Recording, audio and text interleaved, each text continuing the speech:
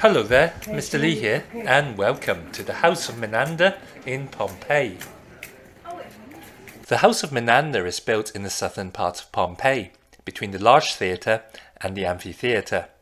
It has a large ground plan, and the building is large and impressive. Now, Pompeii's streets run perpendicular to each other, forming a grid pattern, and the House of Menander occupies one such block. And being in a newer part of town, the blocks are larger than in other parts of Pompeii, making the scale of this house even more impressive. An image of the Greek poet Menander was found at the back of the Peristyle garden, hence it takes on the name the House of Menander. At first glance, the House of Menander can look large and unwieldy. But if you're familiar with what a typical Roman house looks like, then there are little clues and hints that will help you as you explore the house for the first time. If you look at this model, as we enter the house, the entrance is at the bottom of this image, you will find the atrium with rooms coming out of it. Going further, you would find the Peristyle garden, which is much larger than other houses. But this idea of an atrium and Peristyle garden one after the other, that is typical of other Roman houses. So let's begin our exploring from the entrance.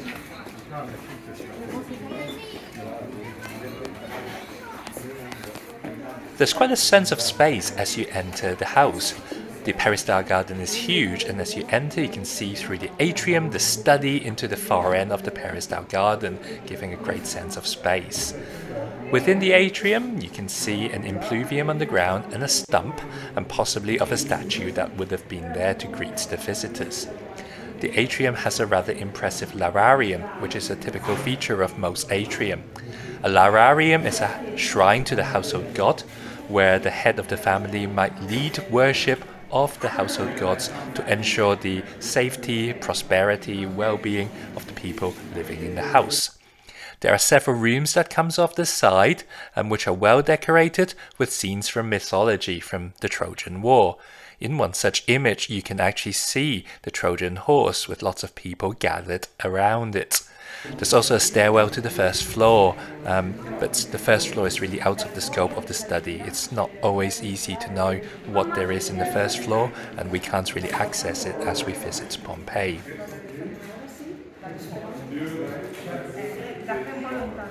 Coming into the Peristyle garden, which undoubtedly is the centerpiece of the house due to its central location within the housing complex and its large size. In the center were probably planted plants or shrubs, and around the four sides were a colonnaded walkway. Between the garden and the colonnaded walkway was a low wall on which were painted scenes of nature, of gardens, of hunting, of plants. Just to the right of the end shots there is a little room, which is to the west of the atrium, with a door coming into the colonnaded area only. That would be a reception room, possibly used for dining, though there was some suggestion that it might be used for business, like another study. But what's significant about this room is the fantastic mosaic showing a scene from the Nile, what we call a Nilotic scene, of a boat being rowed amongst trees typical of the area on either side of the Nile. From the Peristyle garden we're going to take a quick detour through the door in the middle of the image into the west wing. Within this area is the kitchen quarters, but there's also a private set of baths for the use of the inhabitants and their guests, which really shows the wealth of its owners. It's not usual to have a set of private baths within your house in Pompeii, where in fact in towns across the Roman Empire, unless you are quite wealthy. So here you've got a quick shot of the reception area and the changing rooms of the set of baths. Back in the Peristyle garden, we're going to look at the southern side of the colonnade from the southwestern corner to the southeastern corner. In the southwestern corner there is a shrine. This household shrine is different to the one in the atrium in that it's got lots of little statuettes, and quite possibly this may be a shrine to the ancestor of the family that lived here, rather than the one in the atrium, which is for the household gods. Moving along towards the east, we've got a little semicircular area. We'll call this an alcove. Within the alcove, there is an image of Venus.